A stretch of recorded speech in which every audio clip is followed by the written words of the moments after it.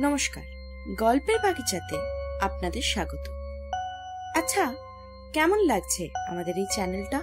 আপনাদের উৎসাহে ধীরে ধীরে বড় হয়ে উঠছে আমাদের এই ছোট্ট বাগিচাটি। আর আপনারা যদি চান আপনাদের পছন্দ মতো কোনো গল্প আমরা এখানে উপস্থাপনা করি, তাহলে সেটা অবশ্যই আমাদের কমেন্ট সেকশনে জানাবেন। আজকের গল্প সৈয়দ মুস্তাফা সিরাজের লেখা হরির হোটেল। ভাষ্যপাঠে আমি শ্রীপর্ণা। বিভিন্ন চরিত্রে অগ্নিশ, তাপস এবং রাহুল। সেই চরিত্রগুলো কি কি সেইটা জানতে হলে শুনতে হবে আজকের গল্পটি। শুরু হচ্ছে আমাদের আজকের গল্প হরির হোটেল।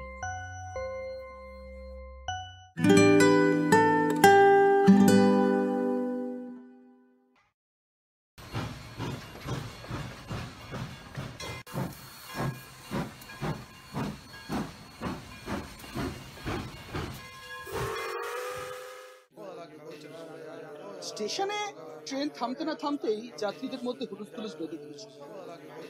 ভিড়ে ঠাসা কামরা পেছন থেকে প্রচন্ড চাপ আর খুঁতো টের পাচ্ছিল। তারপর দেখলুম কেউ কেউ আমার কাঁধের ওপর দিয়ে কসরত দেখিয়ে সামনে চলে যাচ্ছে, সেই সঙ্গে চেঁচামেচি চলছে।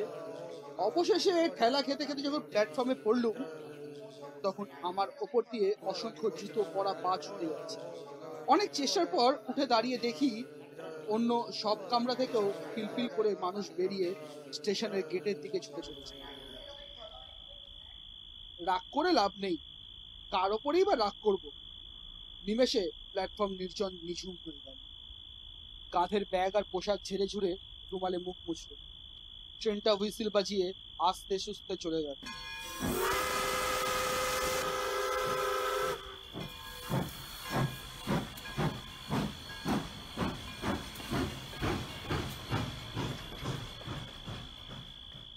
সেই সময় হঠাৎ মাথায় এলো ট্রেনে ডাকাতি হচ্ছিল সম্ভব, তাই অত সব যাত্রী প্রাণ ভয়ে ট্রেন থেকে ঝাঁপিয়ে পড়ে পালিয়ে গেল। এতক্ষণে ভয় পেলাম। রাত 8টা বাজে। প্ল্যাটফর্মে আর স্টেশন ঘরে আলো জ্বলছে, গেটে মানুষজন নেই। সেখানে গিয়ে একটু দাঁড়ালো। ডাকাতরা ট্রেন থেকে নেমে স্টেশন ঘরে ঢুকে হামলা করেছে কিনা দেখবার জন্য উঁকি মারল। না, স্টেশন ঘরে কুর্তি পরা এক ভদ্রলোক চেয়ারে বসে চোখ বুজে ঝিমোচ্ছে। তাকে বললুম, একটা কথা জিজ্ঞেস করতে পারি? তিনি চোখ না খুলেই বললেন, পারেন, তবে আপনার বরাতে হরির হোটেল আছে। অবাক হয়ে বলল, হরির হোটেল মানে? এ তল্লাটে নতুন এসেছেন? যাবেন কোথায়? আগে কাঞ্চনপুর। সেখানে কার বাড়ি যাবেন? একটু বিরক্ত হয়ে বললুম, আরে সেখানে আমার বন্ধুর বাড়ি। রেল কোট পরা ভদ্রলোক একবার চোখ খুলে একটু হেসে বললেন, আপনার বন্ধু আপনাকে এখানকার হাল হদিস কিছুই জানায়নি দেখছি। তা কি আর করবেন, হরির হোটেল এখন আপনার ভবিতব্য। কথা না বাড়িয়ে বললুম, গেটে টিকিট নেওয়ার লোক নেই, টিকিট নেবেন না? বাবা, টিকিট কেটেছেন? তাই তল্লাটে নতুন প্যাসেঞ্জার, টিকিট কাটবেন বই কি? ইচ্ছে হলে দিন, না হলে দেবেন না। বুঝলুম এই ভদ্রলোকই স্টেশন মাস্টার। মাথায় হয়তো ছিট আছে। টিকিটটা ওর সামনে টেবিলে রেখে বললুম, আচ্ছা এবার বলুন তো, ওই অত সব যাত্রী ট্রেন থেকে ওভাবে মরিয়া হয়ে নেমে দৌড়ে পালালো কেন? আজ যে শনিবার, তাতে ট্রেন 4 ঘন্টা লেট। বুঝলুম না। বুঝতে পারবেন। গেট পেরিয়ে নিচের চত্বরে যান। গেট পেরিয়ে দেখি কয়েক ধাপ সিঁড়ি নিচে একটা খোলামেলা জায়গা। এক প্রান্তে কিছু দোকানপাট, অস্পষ্ট জ্যোৎস্নার লক্ষ্য করলুম চত্বর একেবারে জনহীন। আমার সহকর্মী ও ঘনিষ্ঠ বন্ধু নির্মল বলেছিল স্টেশন থেকে নামলেই বাস, সাইকেল, রিক্সা বা এক্কা গাড়ি কিছু একটা পেয়ে যাব। কিন্তু কোথায় তারা? একটা চায়ের দোকানে আলো জ্বলছে। সেখানে গিয়ে বেঞ্চে বসে বললুম, দাদা পরের বাসটা কটায়? চাওয়ালা আমার দিকে তাকিয়ে মুচকি এসে বলল, বাবু মশাইয়ের আসা হচ্ছে কোত্থেকে? আরে কলকাতা থেকে। ঠিক ঠিক, তা যাওয়া হবে কোথায়? কাঞ্চনপুর। পরের বাস কখন আসবে? বাবু মশাই, এই রাত্রিরে আর বাস আসবে না, আসবে সেই ভোরবেলা। কেননা রাত্রিরে তো এই স্টেশনে আর কোনো ট্রেন থামে না। সাইকেল রিক্সা বা এক্কা গাড়ি? আগে না, খামোকা কেন রাত্রিবেলা ওরা আসবে? বাবু মশাই, আপনি বড্ড ভুল করেছেন। আসবার সময় দেখেননি সোনাগড় জংশনে হঠাৎ ট্রেনের কামরায় বেজায় ভিড় হয়েছিল? মনে পড়ে গেল। বললুম, তুমি ঠিক বলেছো, কামরা একেবারে ফাঁকা ছিল। হঠাৎ ওই জাংশনে ভিড়ের চাপে কোণঠাসা হয়ে গিয়েছিল। ব্যাপারটা হলো, এর তল্লাটের অসংখ্য লোক সোনাগড়ের কলকারখানায় চাকরি করে। তারা প্রতি শনিবারে বাড়ি ফেরে, রোববারটা কাটিয়ে আবার সোমবার সোনাগড় চলে যায়। আপনি যদি ট্রেন থেকেই নেমে ওদের সঙ্গে দৌড়ে আসতেন, তাহলে হয়তো বাসে বা সাইকেল রিক্সা নয়তো একটা এক্কা গাড়িতে ঢুকে যেতে পারতেন। হ্যাঁ, সহজে পারতেন না, একটু কসরত করতে হতো, এই যা। এবার ব্যাপারটা বুঝতে পারলাম। নির্মলের ওপর রাগ হলো। এই ব্যাপারটা আমাকে তার খুলে বলা উচিত ছিল, কিন্তু রাগ করে লাভ নেই। তাছাড়া নির্মলের মেয়ের অন্নপ্রাশন কাল রবিবার। আমি কবে যাব নির্দিষ্ট করে তাকে তো বলিনি, শুধু বলেছিল নিশ্চয়ই যাব, শনিবার পর্যন্ত অপেক্ষা। বলছি কি দাদা, এক কাপ চায়ের ব্যবস্থা করা যায় না? চাওয়ালা গম্ভীর মুখে মাথা নাড়ল। না বাবু মশাই, উনুনে আমার রাতের রান্না শেষ করে জল ঢেলে দিয়েছি, আর চা করার কোনো উপায় নেই। আচ্ছা, এখানে হরির হোটেলটা কোথায়? লোকটা যেন চমকে উঠল। হরির হোটেল? এর আগে কখনো হরির হোটেলে খেয়েছিলেন নাকি? না, আমি এই প্রথম আসছি। হরির হোটেলের কথা স্টেশন মাস্টারের মুখে শুনলাম। ও, হরির হোটেলে যখন যাওয়ার ইচ্ছে হয়েছে চলে যান, তবে একটু দেখে শুনে যাবেন। বলে চাওয়ালা আমার মুখের সামনে দোকানের ঝাঁপ ফেলে। এখানে দেখছি সবই অদ্ভুত, লোকজনও অদ্ভুত। হরির হোটেলে যেতে দেখে শুনে যাব কেন? কিছু বোঝা গেল। এতক্ষণে চাঁদ আরো উজ্জ্বল হয়েছে। সব দোকানপাট বন্ধ, শুধু শেষ দিকটায় আলো জ্বলছে। সেখানে গিয়ে দেখলাম একটা ঘর খোলা আছে। দরজার কাছে টেবিলের সামনে একজন রোগাটে গরনের কালো রঙের লোক বসে আছে, পরনে ধুতি আর হাত কাটা ফতুয়া। ভেতরে দুসারি লম্বা বেঞ্চের সঙ্গে উঁচু ডেস্ক আটা। দেখেই বোঝা যায় এটা একটা হোটেল। এই তাহলে হরির হোটেল। লোকটি আমাকে দেখেই কেন যেন সবিনয়ে করজোরে নমস্কার করল। আমিও নমস্কার করে বললুম, হ্যাঁ, এইটাই কি হরিবাবুর হোটেল? সে জিভ কেটে মাথা নেড়ে বলল, আগে স্যার, আমাকে দয়া করে বাবু বলবেন না। আমি একজন সামান্য লোক। বাইরে টাঙানো সাইনবোর্ড দেখুন, লেখা আছে অন্নপূর্ণা হোটেল, কিন্তু এ তল্লাটে সবাই বলে হরির হোটেল। ঠিক এই সময় আমার মনে পড়ে গেল আজ বেলা 11টায় গিয়েছি। তারপর ট্রেনে বারদিনেক বিস্বাদ চা, আর একই সময় ডাল ভাত মাছের ঝোল মিশ্রিত লোভনীয় খাদ্যের তীব্র ঘ্রাণ আমার বাঙালি পেটে প্রচন্ড ক্ষুধার উঠবে। শটান হোটেলে ঢুকে বেঞ্চে গিয়ে বসলো। ব্যাগটা একপাশে রেখে বললুম, আমার খুব খিদে পেয়েছে, শিগগিরই ব্যবস্থা করুন হরিবাবু, ডাল ভাত যা হোক। হরি ঢাকলো, খেঁদা, আরে ও খেঁদু, আরে ঘুমোলি নাকি? ভেতর থেকে ঢোলা হাফ প্যান্ট পরা একটা নাদুস নুদুস গোলগাল গরনের যুবক এসে একগাল হেসে বলল, তখন তো আমি বলেছিলাম হরুজা, 2 মুঠো চাল বেশি করেই নি, আর তরকারি তো অনেক আছে। হরি বলল, তাহলে স্যারকে একখান পুরো মিল দে। কিছুক্ষণের মধ্যে কোকরাসে এক থালার ভাত ডাল তরকারি মাছ পরম তৃপ্তিতে খেয়ে ঢেকুর উঠল। হাত মুখ ধুয়ে এবং মুছে বলল, অপূর্ব, খাসা একটা হোটেলের রান্না, খেয়ে এমন তৃপ্তি জীবনে পাই। অথচ ব্যাটার ছেলেরা আমার হোটেলের বদনাম রটায়। কি আর বলবো স্যার, আমার নামে থানায় পুলিশের কাছে নালিশ পর্যন্ত করেছিল। যাকগে সেসব কথা, আপনি আমার অতিথি, আপনার কাছে আমি দাম নেব না। কিছুতেই হরি মিলের দাম দিল। অবশেষে বললুম, ঠিক আছে, তাহলে আমাকে রাত্রে থাকার জন্য একটা ঘর ভাড়া দিন। হরি জিভ কেটে বলল, হ্যাঁ, ঘর তো নেই স্যার, আমার হোটেল শুধু খাবার হোটেল, এখানে থাকার ব্যবস্থা নেই। আমি আর খেঁদা ওপরের ঘরে রাত্রির কাটাই, নিচে কি থাকবার জো আছে? নানা উপদ্রবের চোটে অস্থির হতে হবে। কি উপদ্রব? হরিবাবু, আমি এই বেঞ্চে শুয়ে রাত কাটাতে পারবো, কোনো উপদ্রব গ্রাহ্য করব না। আপনার কি মাথা খারাপ? কথা বাড়ি লাভ নেই। আমার খিদে পেয়েছে, তা আপনি যাবেন কোথায়? কাঞ্চনপুর। দিব্যি জ্যোৎস্না রাত্রির, মোটে তো 3 কিলোমিটার রাস্তা, হাঁটতে হাঁটতে চলে যান, কোনো ভয় করবেন না। আমাদের এ তল্লাটে আর যা কিছু থাক, চোর ছিনতাইবাজ ডাকাত নেই। মনের আনন্দে গান গাইতে গাইতে চলে যান। অজ্ঞতা হোটেল থেকে বেরিয়ে আসছি, হরি হঠাৎ ব্যস্তভাবে ডাকলো। Sir sir. ঘুরে দাঁড়ালুম। সে আমাকে অবাক করে 6টা অ্যান্টাসিড ট্যাবলেট আমার হাতে গুঁজে দিল। বললুম, হে, অ্যান্টাসিড ট্যাবলেট কি হবে? হরি মুচকি এসে বলল, আপনি হরির হোটেলে খেয়েছেন, যদি দই বাত্তে অম্বল টম্বল হয়, আপনি আমার এ রাত্রিরের একমাত্র খদ্দের স্যার, আপনি আমার সার্টিফিকেটও বটে। বলে সে হোটেলে ফিরে গেল। আমি এতক্ষণে একটু চিন্তায় পড়লাম। খেতে তো সবই সুস্বাদু মনে হচ্ছে, তাই খেয়েছিও প্রচুর। প্যান্টের বেল্ট ঢিলে করতে হয়েছে, কিন্তু অ্যান্টাসিড কেন? দুধারে মা নির্জন পিচ রাস্তায় গুনগুন করে সত্যিই মনের আনন্দে গান গাইতে গাইতে হাঁটছিল। জ্যোৎস্নায় চারিদিক বেশ স্পষ্ট। ও সামলে রাখো জোছনাকে, ও হে রে রা রে, হে রে রা রে, হে রে রা রে, রা রা রা। কিছু দূর চলার পর মনে হলো পেট বেজায় ওজনদার হয়ে উঠেছে। তখন দুটো অ্যান্টাসিড ট্যাবলেট মুখে পুরে চুষতে থাকলো।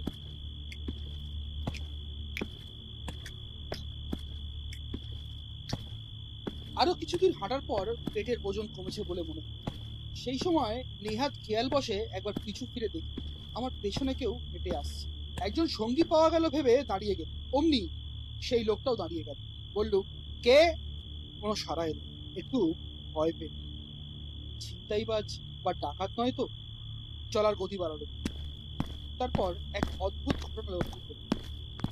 যতবার পেছনে তাকাচ্ছি দেখছি জ্যোৎস্নায় কালো রঙের মূর্তির সংখ্যা বেড়ে যাচ্ছে। রাস্তার দুপাশের মাঠ থেকে একজন দুজন করে আরো লোক এসে সেই ছায়া মিছিলকে বাড়িয়ে তুলেছে। অবশেষে ঘুরে দাঁড়িয়ে চেঁচামেচি শুরু করে বলল, তোমরা যেই হও, আমার কাছে ডাকাতি করার মতন মাল করি নেই। বন্ধুর মেয়ের অন্নপ্রাশনে উপহার দিতে কিছু পুতুল আর জামা কিনেছি। নগদ টাকা করি যা আছে তা তোমরা কেড়ে নিয়ে ভাগাভাগি করলে প্রত্যেকে একটা আদুলির বেশি পাবে না। কাজেই তোমরা কেটে পড়ো। আশ্চর্য ব্যাপার, কালো কালো মানুষের দল স্থির হয়ে দাঁড়িয়ে আছে। তারপর আবার কিছুটা হেঁটে গিয়ে ঘুরে দেখি তারা সমান দূরত্বে আমাকে অনুসরণ করছে। এরা কারা? অজানা ত্রাসে শিউরে উঠল। সাহস দেখিয়ে খুব চেঁচিয়ে বলল, সাবধান, আমার কাছে রিভলভার আছে, আমি কিন্তু পুলিশের লোক, গুলি করে মুন্ডু উড়িয়ে দেব। কিন্তু এই হুমকিতেও কাজ হলো। আমি যত দ্রুত হাঁটছি তারা একই দূরত্বে নিঃশব্দে হেঁটে আসছে। আমি থমকে দাঁড়ালে তারাও দাঁড়িয়ে যাচ্ছে। এই অদ্ভুত ছায়াকালো মিছিল নিয়ে হেঁটে চলা সহজ ছিল না।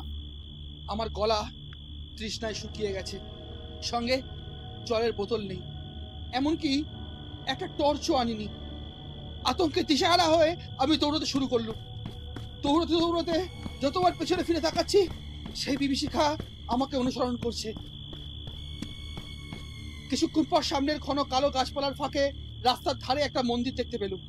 মন্দিরের উঁচু খোলা চত্বরে কারা বসে কথা বলছিল। আমি দৌড়ে গিয়ে সেখানে দাঁড়াতেই লোকগুলো হইচই করে বলে উঠলো, কে কে কে কে? হাঁপাতে হাঁপাতে বললুম,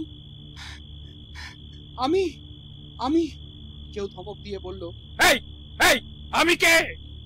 আগে আমি কলকাতা থেকে আসছি, যাব কাঞ্চনপুর, বাস ফেল করে বড় বিপদে পড়েছি।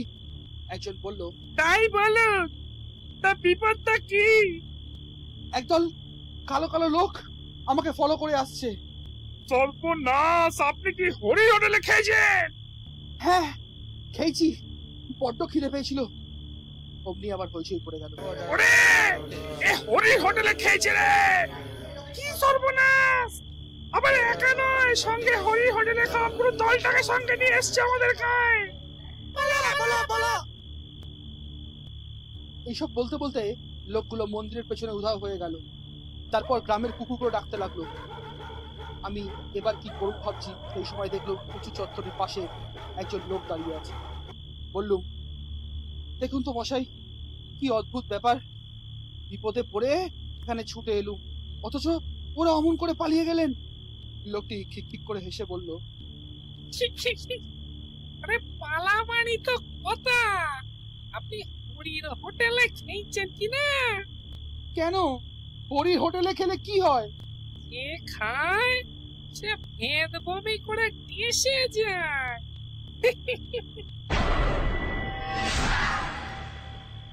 আমি কিন্তু টেসে যাইনি, হরিবাবু আমাকে অ্যান্টাসিড দিয়েছিলেন, দুটো খেয়েছি।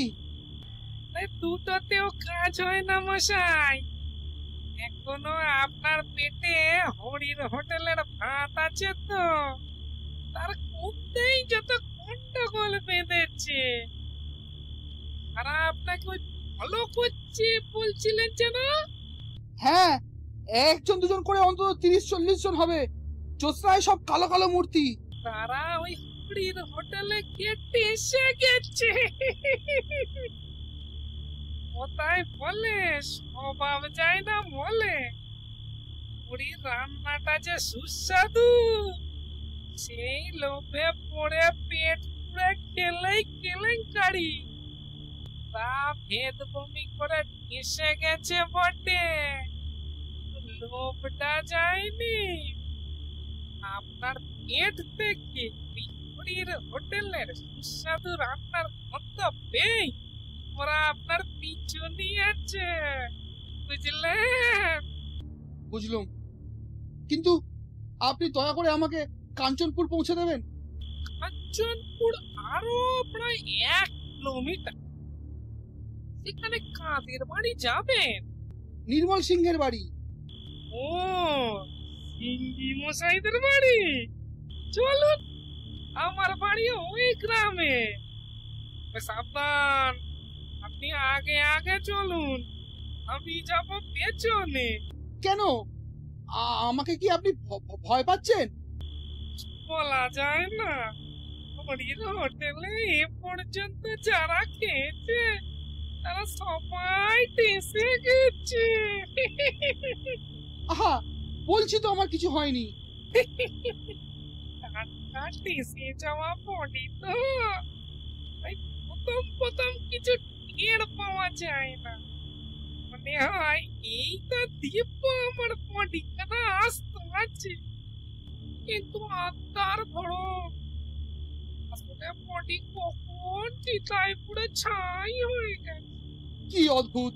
মোটেও না, এমনও হতে পারে আপনার বডির স্মৃতি আপনাকে এখনো আস্ত রেখেছে। যাকে চলুন, পিছনে কিন্তু তাকাবেন না, আমিও তাকাবো না। কিছু দূর হেঁটে যাওয়ার পর বললুম, দেখুন, আপনার যেমন আমাকে ভয় করছে, তেমনি আমারও আপনাকে ভয় করছে। কখন পিছন থেকে আপনি কি করে বলেন? আর মটকে দেবো বলতে চান? যা অবস্থা, তাতে এবার ওইটুকুই যা বাকি। বাজে কথা বলবেন না তো, আপনি বড্ড অকৃতজ্ঞ মানুষ তো। আমাকে মানুষ বললেন যখন, তখন আর আমাকে ভয় কেন? বরং আপনার ভয় পাওয়া উচিত যারা আমাকে ফলো করে আসছিল তাদের। লোকটি থমকে দাঁড়ালো। ইরে, একেবারে ভুলে গেছি, ওর চাচি পড়া যাক, আপনাকে টর্চের আলোয় দেখিনি, তারপরে এখনো পিছনে কেউ ফলো করছে কিনা দেখা যাক। বলে সে টর্চ জেলে আমাকে ঘুরিয়ে দেবে, তারপর ঘুরে দাঁড়িয়ে পেছনের দিকে টর্চের আলো ফেলবে। কয়েক মুহূর্তের জন্য দেখলাম সেই আলোয় একদল আস্ত কঙ্কাল ছিটকে দুধারের গাছপালার মধ্যে লুকিয়ে পড়ল।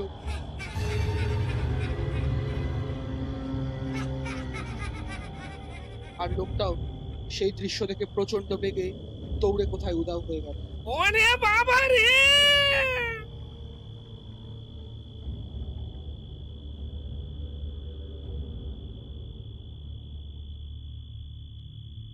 আমার সৌভাগ্য, তার হাত থেকে জ্বলন্ত টর্চটা ছিটকে পড়েছিল। সেটা আমি কুড়িয়ে নিয়ে একেবারে নির্ভয় হেঁটে চলি। মাঝে মাঝে পিছু ফিরে টর্চের আলো ফেলছিল, কিন্তু আর কেউ আমাকে অনুসরণ করছিল না। বেশ কিছুক্ষণ চলার পর রাস্তার বাঁকের মুখে মোটর সাইকেলের উজ্জ্বল আলো দেখা গেল। তারপর মোটর সাইকেলটা আমার কাছে এসে থেমে গেল। নির্মলের সাড়া পেল। যা ভেবেছিল তখন পর্যন্ত অপেক্ষা করে হঠাৎ মনে পড়ে গেল যে আজ তো শনিবার, তো কি অত ভিড়ের মধ্যে বাসে উঠতে পারবে? হ্যাঁ রে, হেঁটে আসতে কোনো অসুবিধা হয়নি তো বাবা? আয় আয়, ব্যাক সিটে বস, বসটা আমার, বুঝলি? মোটর সাইকেলের ব্যাগে চুপচাপ বসল। যা ধকল গেছে এখন আর কোনো কথা না, পরেও আর কোনো কথা না। এমনকি হরির হোটেলে খাওয়ার কথাও চেপে যাবে। হরির দেওয়া অ্যাসিডের ট্যাবলেট দেখিয়ে বলবো রাতে কিছু খাবো, পেটের অবস্থা ভালো নেই। তাছাড়া আমি হরির হোটেলে খেয়ে এসেছি শুনলে নির্মল নির্ঘাত আমাকে ফেলে পালানোর চেষ্টা করবে। তার মানে মোটর অ্যাক্সিডেন্ট এবং আমি নিজেও ভূত হয়ে যাব। সর্বনাশ। শুধু একটাই ভাবনা, হরির হোটেলের ভাত যতক্ষণ না পুরো হজম হচ্ছে ততক্ষণ কি নির্মলের বাড়ির আনাচে কানাচে সেই ছায়া কালো মিছিলের মূর্তিগুলো গন্ধ শুকতে গুড়গুড় করে বেড়াবে? দেখা যাক।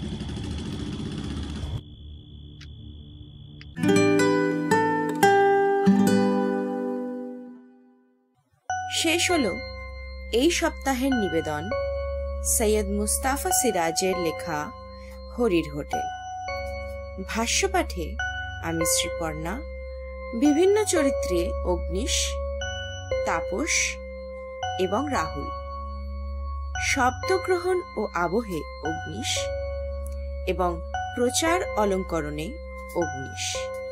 আমাদের গল্প যদি আপনাদের ভালো লেগে থাকে তাহলে কিন্তু জানাতে ভুলবেন না নিচে কমেন্ট সেকশনে। আর অবশ্যই চ্যানেলটিকে লাইক, শেয়ার আর সাবস্ক্রাইব করে দেবেন। ভালো থাকবেন এবং সবাইকে ভালো রাখবেন।